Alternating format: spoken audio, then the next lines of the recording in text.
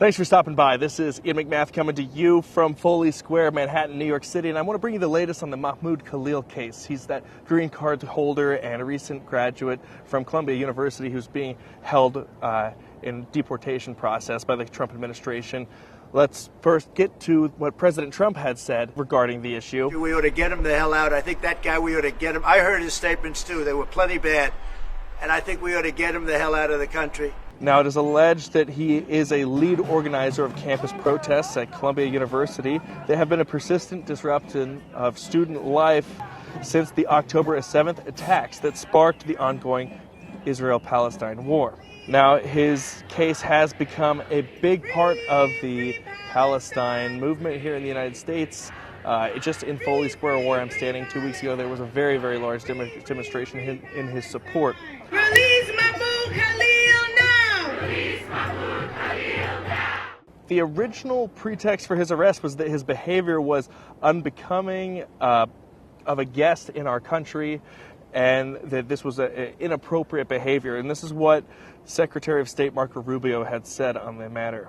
When you come to the United States as a visitor, which is what a visa is, which is how this individual entered this country, as on a visitor's visa, okay, you are here as a visitor. We can deny you that visa. And if you tell us when you apply for your visa, and by the way, I intend to come to your country as a student and rile up all kinds of anti-Jewish student, anti-Semitic activities, I intend to shut down your universities. If you told us all these things when you applied for a visa, we would deny your visa. I hope we would.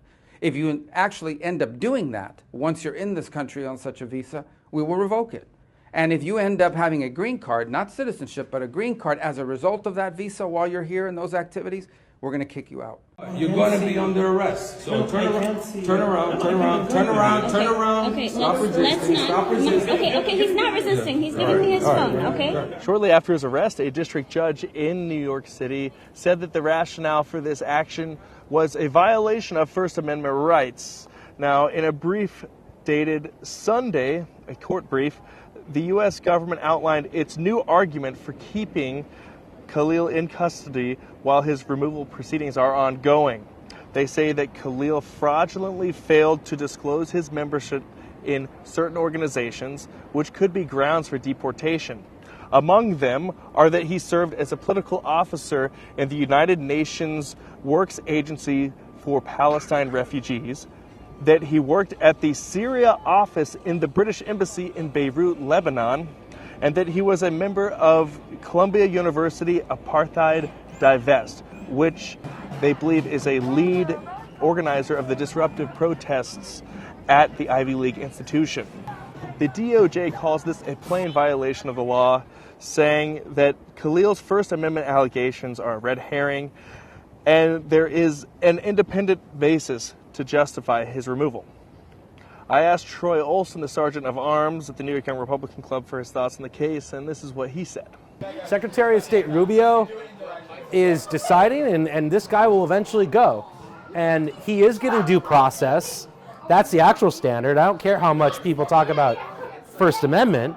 They're trying to make it a free speech issue. He has free speech. He used his free speech a lot. He just released a letter. What he actually needs is due process, and he's getting that.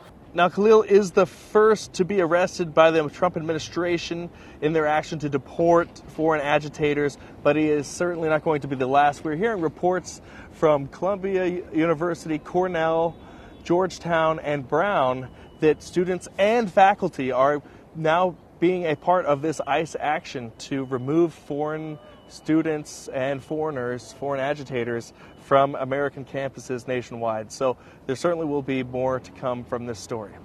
Thanks for tuning in.